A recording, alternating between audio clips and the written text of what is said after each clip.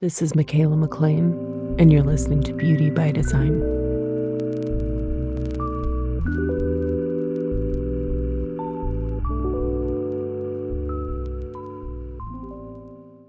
Hey everyone, welcome back. Thank you for being here. It's time to talk about gate 36. This is my Pisces Sun gate. It's the final gate of season 2. We're putting a bow on this, putting it to bed, thank goodness, before the astrological new year in gate 25. So coming up on the end of Pisces season, it's again, a blink and you miss it.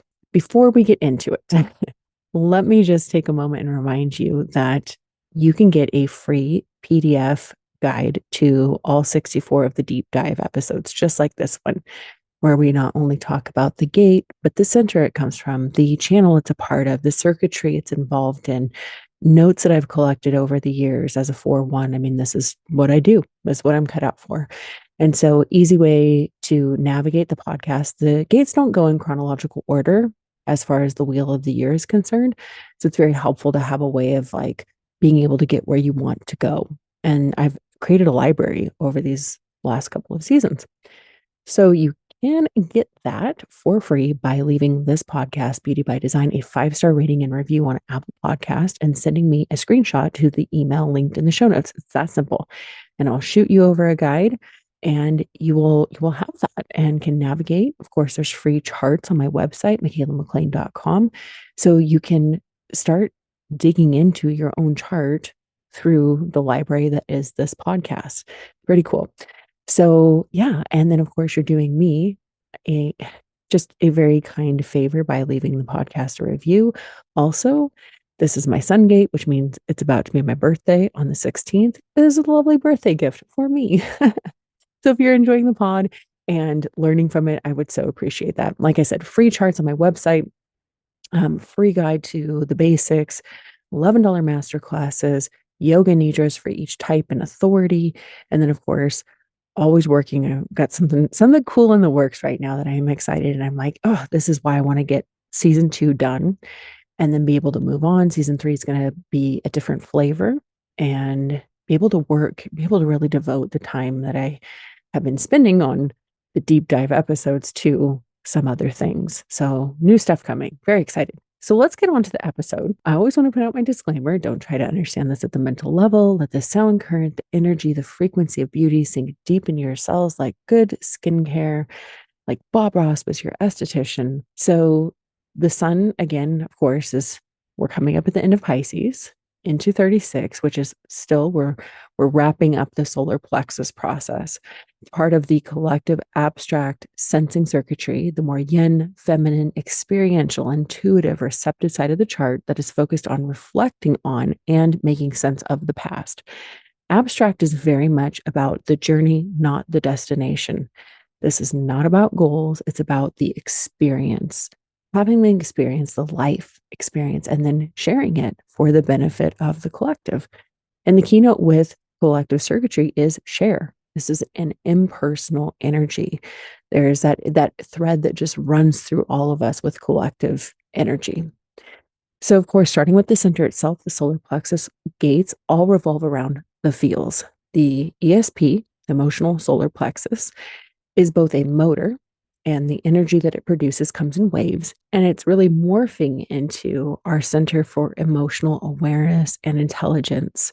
It governs spirit consciousness, what it means for us all to truly be one.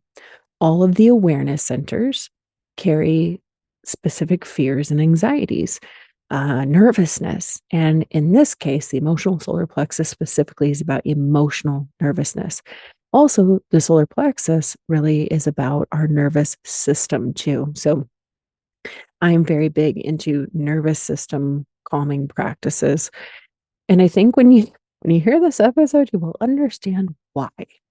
So as I said, this is my sun gate. Your sun is your biggest energy in your entire chart. So again, kind of going back to the podcast guide, when you're looking at your chart, on the upper right-hand corner in the black column, there will be a circle with a dot in the middle of it. That is the astrological glyph for the sun.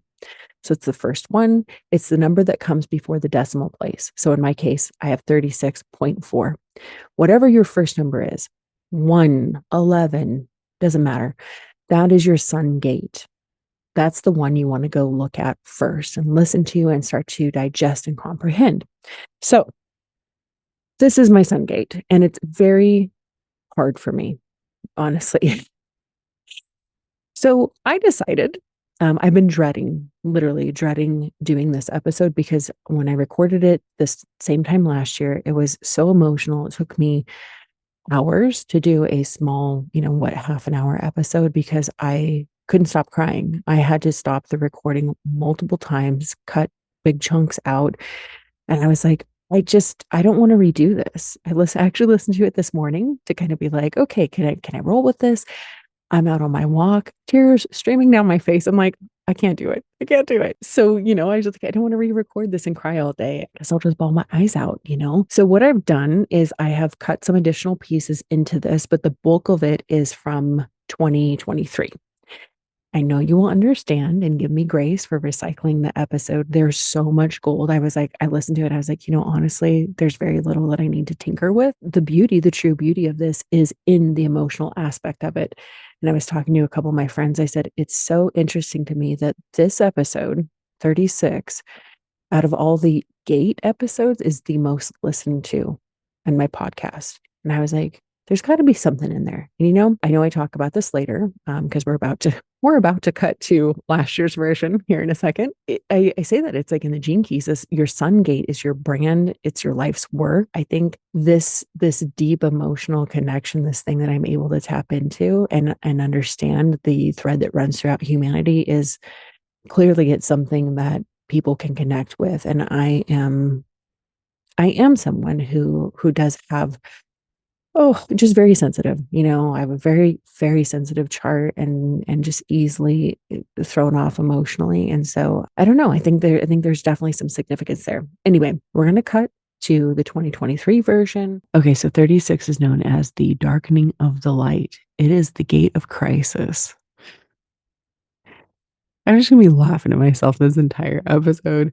Oh goodness. So this one has a fear of inadequacy. And actually, if you look at the mirror image, if you folded the chart in half, the 36 on the other side of the chart is where the 48 is. And that also has a fear of inadequacy. So there's a lot of like mirroring in the chart.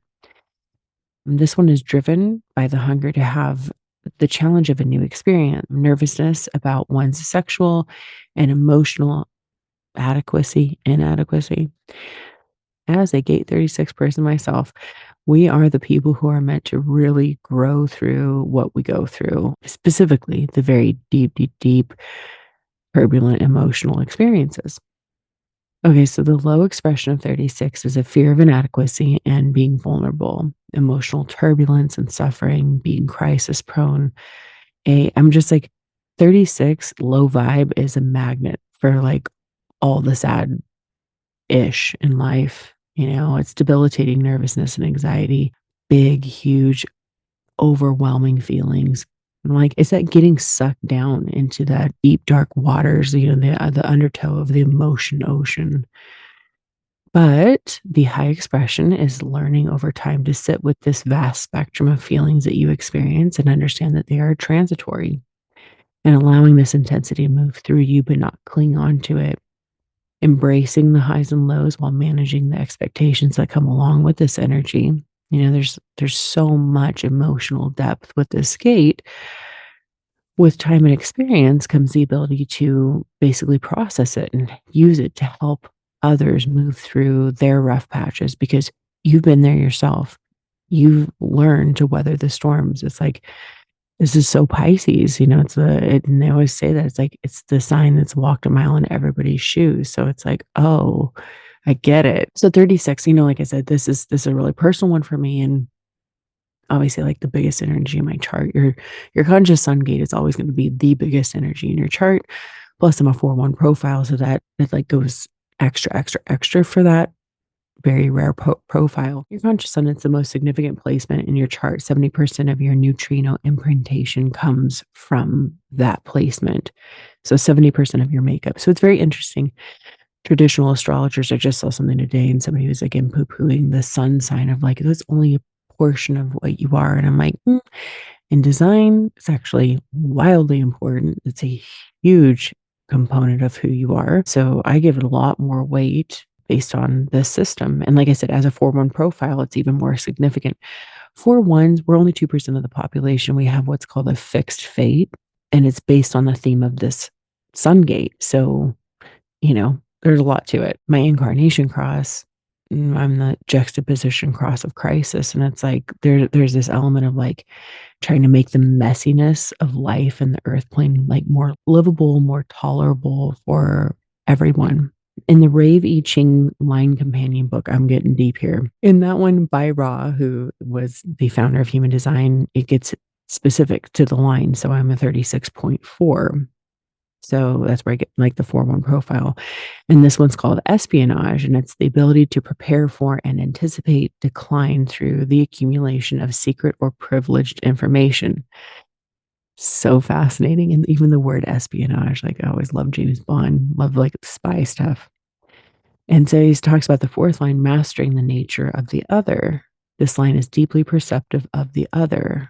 I have met so many people that have an astrological background who are deeply interested in the pattern of others, working out exactly what they are. Anybody that comes to me with this line, the first thing I tell them is, you better learn about other people to understand how they operate. And while you're doing that, don't forget to learn about yourself. You'll save yourself an enormous crisis that way. I'm telling you, because that's not a starter book. That's not a beginner's book. You know, when I read that, I was like, my mind is blown because my whole life, I've always been really into astrology. And then, human design comes along, like, oh my God, everything clicks. Like I loved astrology, right? And the fact that he talks about like specific, oh my God, 4-1s, we're cut out for this. It's very textbook. We're people studiers. And then to read that, I'm like, what? Like, tell me this stuff isn't real. No, there's no way. Anyway, a couple of like famous people that, gate 36 ones. I've got all kinds of notes for this. And I'm sorry, I'm going to be pinging all over the place just because it's like a compilation of my life, right? But Albert Einstein, he's a Pisces, sun in 36. My homeboy, Sly Stone of Sly and the Family Stone. I only love old music. So something that was on recently was like, oh yeah, that's right. He's a Pisces, and then I'm like, oh God, that's right. Sun in gate 36, turbulent life, right? Pisces, escapism, drug use, all kinds of like crazy traumatic stuff. And then Rudolf Nureyev, the famous ballet dancer who I love, he's also a Sun in 36. Just like all these just really interesting, just really interesting people that I was like, wow, okay. So wild that we're all in that group, So also this being your sun gate, and this goes for anybody, but this is for me in the Gene Keys, your sun gate is both your life's work and your brand. So my life's work and my brand is as follows. The shadow of this one is turbulence. And it's like part of that is overwhelm. And I'm like, yep. I say this all the time. I'm somebody who gets overwhelmed very, very easy. When that's happening, I'm definitely in like the shadow and like that turbulence of just like life's crazy, life's messy, and a lot of it's like more emotional and mental than anything else. And the gift of it is humanity, and the city is compassion. And so this one is like all about suffering. It kind of continues on from like the 22, seeing it's suffering. It's like, am I seeing this as like I'm a victim, or seeing it as your path to enlightenment? And in the Gene Keys, this is part of the ring of divinity. So this is like major stuff. Well, when Richard Rudd talks about the shadow with this one, he's like actually called it the dark night of the soul. So he says of the shadow, the 64th gene key shadows provide the grist for the mill of all human suffering. Each shadow provides a mythic challenge for humanity to move through, which at the individual level is fought within the physical battlefield of the body. The 36th shadow is an emotional battle that must be fought by every individual at certain points during his or her life. As a vibration felt across the length and breadth of our planet, this shadow manifests as a collective emotional turbulence. This turbulence exists because uncertainty exists. And every human being knows that disaster could strike at any moment. There's a great deal of heavy propaganda for this 36 shadow, particularly through modern mass media. The continual barrage of negative news via the television and media ensures that most human beings are programmed with an unconscious background field of nervousness and turbulence. Oh my God, right? This is why I don't watch the news. I literally cannot handle, I can't handle, like, just no.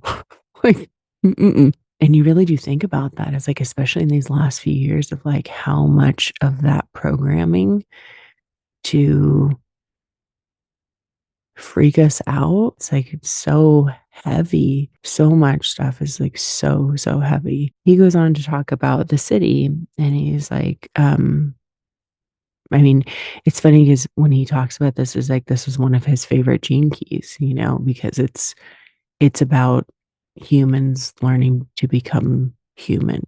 So he says, beings like Jesus who attain final liberation through this city are salt of the earth people. They are burnished over and over again through the trials their life brings to them. And once they have made that magical step away from seeing suffering as negative, it stops being so. It actually becomes their muse. At the citic level, your own suffering becomes so universalized that it encompasses all humanity. All boundaries of self dissolve. Suffering and compassion merge into one as your human heart explodes with the feelings of all human beings, their pleasures and their pain, their aches and their longings, their vices and their virtues. At the citic level, as the programming partner of the sixth city testifies, peace reigns supreme.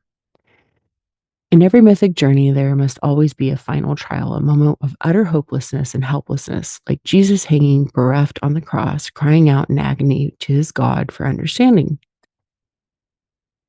These moments, these darkenings of the light, come to us in life not so much to test us, but to cut us so deeply. Sorry there. But to cut us so deeply with our own humanity that we are reminded of the awesome power of our own compassion for all our fellow men. Such trials give us the opportunity to make huge evolutionary leaps out of our shadow states and into the higher frequencies. Those in whom this city has awakened tend to keep moving into those areas of life where the light is most darkened. Anyone manifesting the 36th city at some point has sunk into such a dark space of helplessness that it is impossible for them to experience anything as intense again. This has an effect of annihilating all fear from their system, so that true peace emanates from within them. So, yeah. So I have to say that I think it's pretty it's pretty cute that I thought I was going to get through this without crying. That's the second time now that I've had to pause it. So we'll see. We'll see how many more times I have to pause this. So gate 36 people, we are really meant to shine in the dark, right? Or the light in the darkness if we can like get through the darkness ourselves. It's like being called in times of crisis. So I had a friend once and she was going through something and she was just like, as soon as you know that I'm suffering, you just like jump in and you're like, okay, here's this, here's that, just trying to like just understanding suffering like in other people and wanting to like desperately wanting to alleviate it. Okay, so my notes here. So another interesting aspect about gate 36 is that it is emotional healer energy. You did not go through the fire for nothing. If you can really see it that way, if you have it and can really feel your way through and understand that it is to help other people, it's to share with the collective, it's to help heal. There is one version of the I Ching in particular. Of course, the I Ching is what human design is based upon as far as the gates are concerned. They're the hexagrams, 64 hexagrams, right? One of the main four components of human design. So there's a particular version where they call 36 brightness hidden. And I've sat with that for quite a while, this being obviously so significant to me. And I was like, wow, yeah, darkening of the light as it's traditionally known. And I thought, what is it? What is occluding or obstructing your own inner light, your beauty, your radiance? That's the brightness hidden, right? Your radiance being shadowed, being obscured. This is why I think I'm so passionate about all of this is like, I've said it different times, various times throughout the podcast, but this is gentle shadow work. You can really confront things that, you're dealing with, things about yourself that you struggle with. I use the word overwhelm all the time, overwhelmed. That is me, but I can also see the beauty in this. And so that's always my hope with all of this work is that it's helping other people heal in the way that it's helped to heal me. Okay, so this is part of a deeply, powerfully, emotionally manifested channel. So here, timing is everything, right? This is the collective voice of suffering, pain, sadness, but also compassion, empathy, love. It is this too shall pass. This is the desire for a new experience, a new feeling, but needing to manage expectations. Wearing the rose colored glasses and then falling off the cliff and needing to be scraped back up off the ground over and over and over. This is the wave that is the hope to pain, expectation to disappointment, joy to despair, and back again, right? The whole thing with this is transcending. That's the key to making it through to another day. It's a waiting game because it's a never ending cycle. When you're feeling high, just know you're going to feel low again, and vice versa. And basically, with this particular stream, it's all about the management of expectations. It's like releasing any attachment to outcome. As I say in the beginning with the collective, this is all about the journey, not the destination. Hindsight's 2020. What did I learn? What did I derive from these life experiences? And so, like I said, this wave is the collective desire one. It operates through desire, feeling, moves peaks to valleys, crashes when desire or expectation is not met. And the fears here, they're operating in the solar plexus in various waves, as you've heard me speak about before, depending on the stream they belong to. And of course, when you're riding high, not a big deal. You're feeling good. You're feeling great. In the case of this one, like I said, rose colored glasses, life is wonderful. And then you just know, like, there will be a crash again. And then it's back. The fears, the anxieties are back with a vengeance. Oh my God. As I'm saying this out loud, guys, it's so true. I live this. I think about this. I'm like, I am, very emotional. I'm a sacral authority. This center is not defined for me, but I have so many gates coming off of it. And particularly, this is a manifested energy we will be talking about. I have 36 and 22. They're both part of the emotional solar plexus side of manifested waves, right? Mine don't connect to the throat. So it's just like a lot of crying, a lot of stuffing feelings down and, suppressing everything. This is the collective voice, right? So 22 is an individual voice, 36 is collective voice. So this is like the, suffering, pain, sadness, etc., but also compassion, empathy, love. That's the whole thing with the darkening of the light is that it'll be over. It's like the sun will come back out again, and that's a big lesson for like this gate. Yeah, this whole thing is a desire for new experiences, a new feeling, but it needs to manage expectations. This particular wave, on a practical level, the solar plexus is related to our nervous system. And so it's like, yeah, like, especially for somebody like this, like emotional nervousness and, all of this just turmoil basically is like finding ways to soothe the nervous system.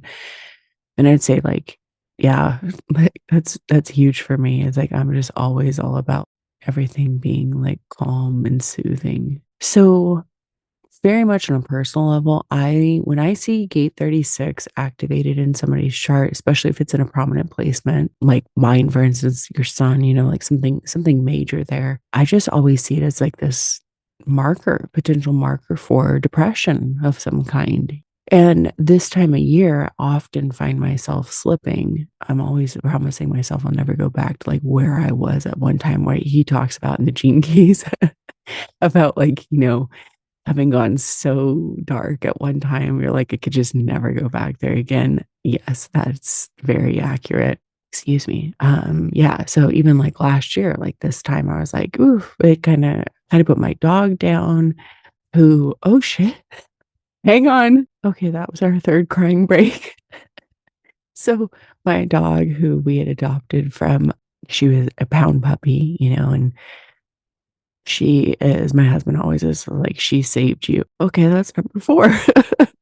So I'm gonna try to get through this 14 years, and we had to finally put her down. She wasn't well by the end, and that's a whole thing in and of itself. And I have struggled with depression, like deep, deep, deep clinical depression over essentially most of my life. And we got her when I was at like my absolute lowest. So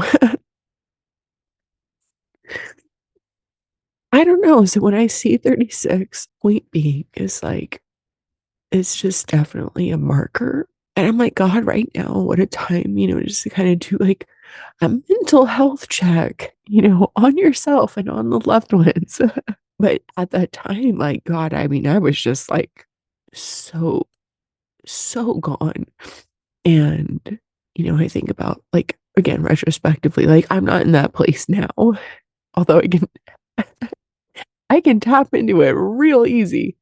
But I would just be like, "Oh my god, everything is just a distraction from the inevitable." Like, really, just really sad, really dark, and like I said, the whole thing is just like this, like, alleviation of suffering. But it really does give people this gift with, connecting to the pain of humanity and having loving compassion for all, for seeing all people as like kinda like through the eyes of a child in a way. Yeah, it's so interesting too. I have this funny little note, and I'm like, I don't share this, but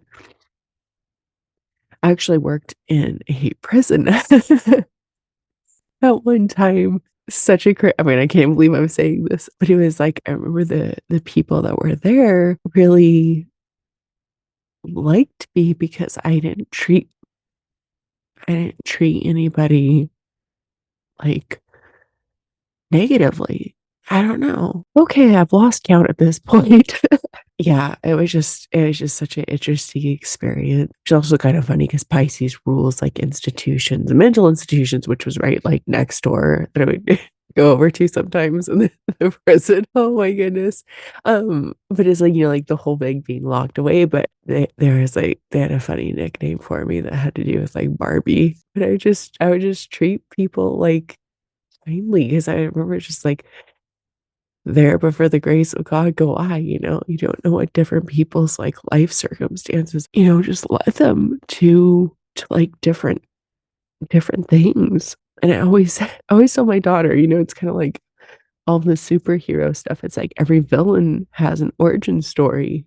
People are the way that they are. One of the other thing that's really interesting is like this is obviously a collective gate that I mentioned in the beginning, and it's like this connection with the collective, truly a thread, is that like throughout life is like knowing that none of us basically is going to get off this roller coaster completely unscathed. Like that's the common thread in life is suffering. Some of us it's just like way more prominent than others. And I'm not meaning to like trigger warning, skip a few seconds if that freaks you up, but I was like, am I worse, like super suicidal, and I had made an attempt, and I just would go to sleep each night like so just it was just so bad. I just did not want to wake up. And I have struggled, like I said, throughout with depression throughout my life. At that time, it was really bad. I lost somebody very, very important to me. Ugh.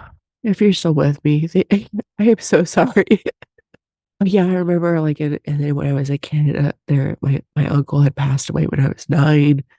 some different things that happened. I remember praying to God and just being like, "Please, no more. Like, please don't give me any more." I mean, it's hilarious retrospectively. You're like, "Girl, you got a whole lifetime of loss and heartache," you know? But I remember just being like, "I've had enough for one person." Oh my god. Oh, so funny. So naive.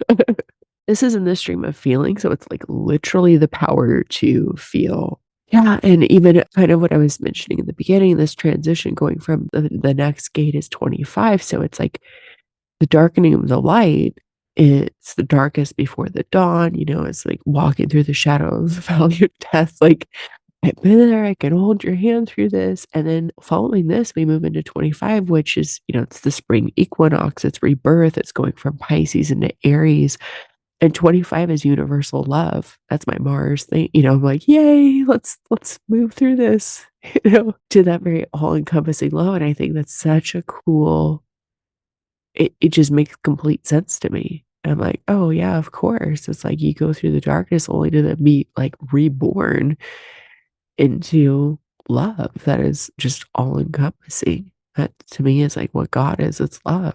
So, yeah, like, there's even songs that I'll hear, and I'm like, "Oh my god, this is such a Gate 36."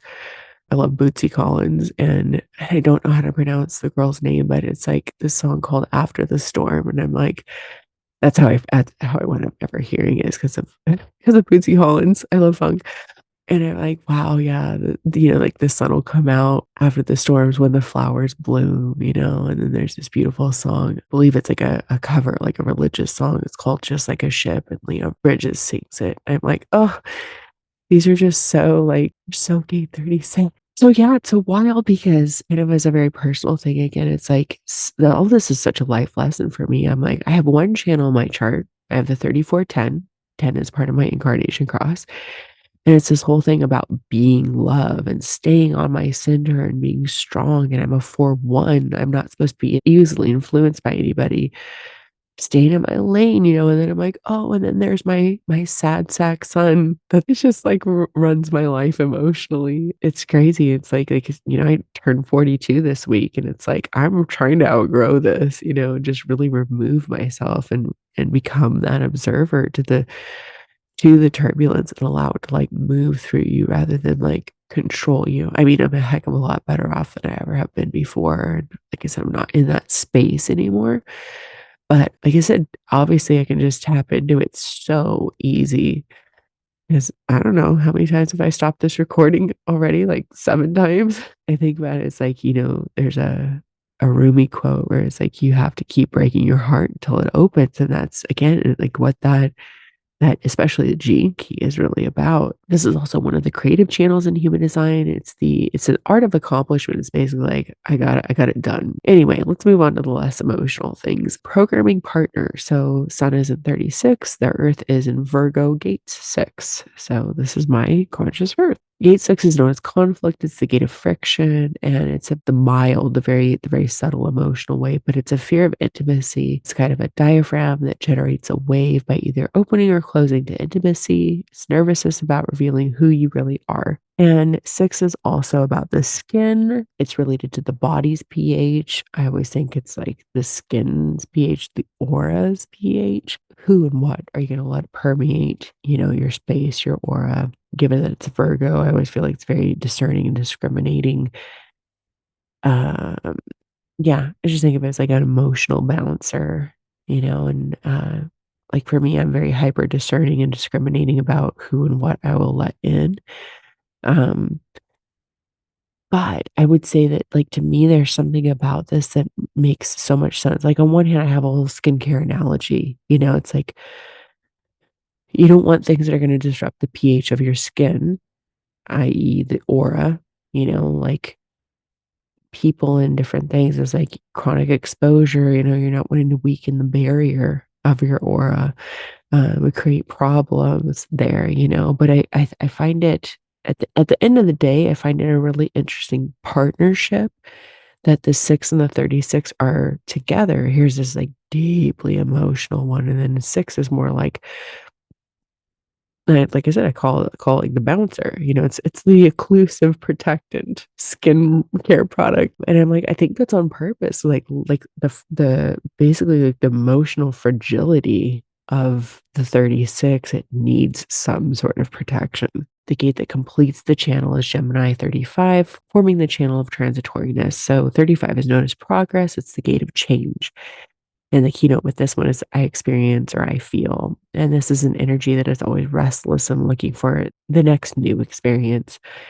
And oftentimes it's kind of like a one and done thing. So it just wants to go, it wants to do something, gain experiential wisdom, been there, done that, got the t shirt, kind of like what's next. There's an insatiable hunger with this particular energy. And it can get bored, it's always wanting the new experience.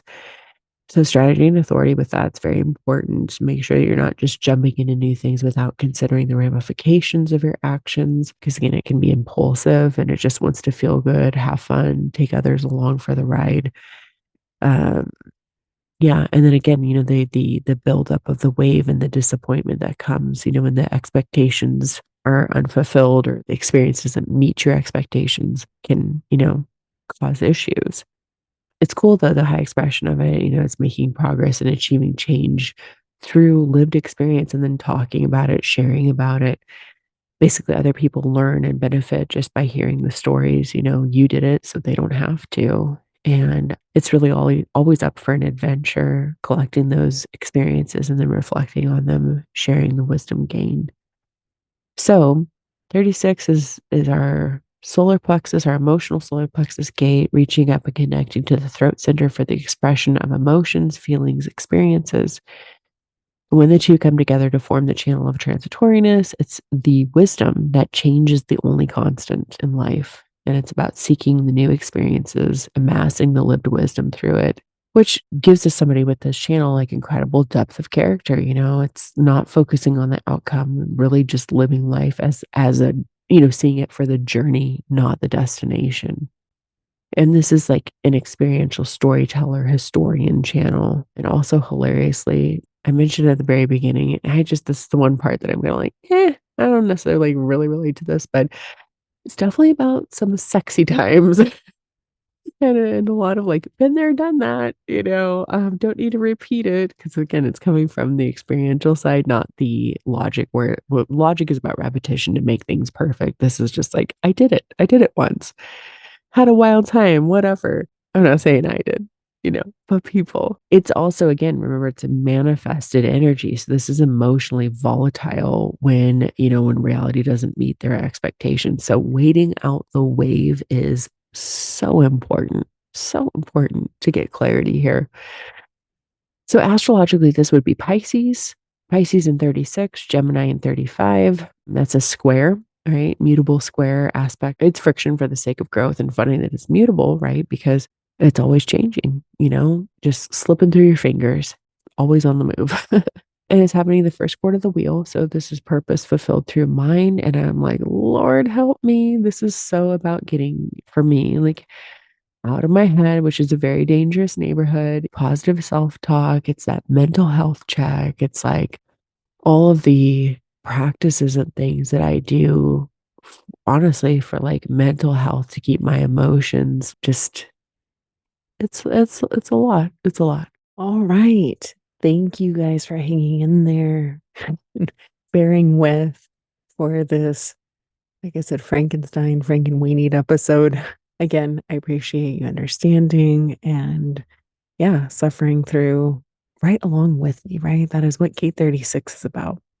If you want to know how to use this energy to your benefit in a positive way, make sure you're following me on Instagram at Michaela McLean, where I share every week where the sun is transiting, which gate, how to utilize that information, bring it into your life, whether it's your personal life, your treatment room, if you're in aesthetics, make it tangible. So it's the tools, oils, crystals, practices, frequencies, things like that you can actually use to help kind of basically bring this energy into homeostasis for yourself and for others.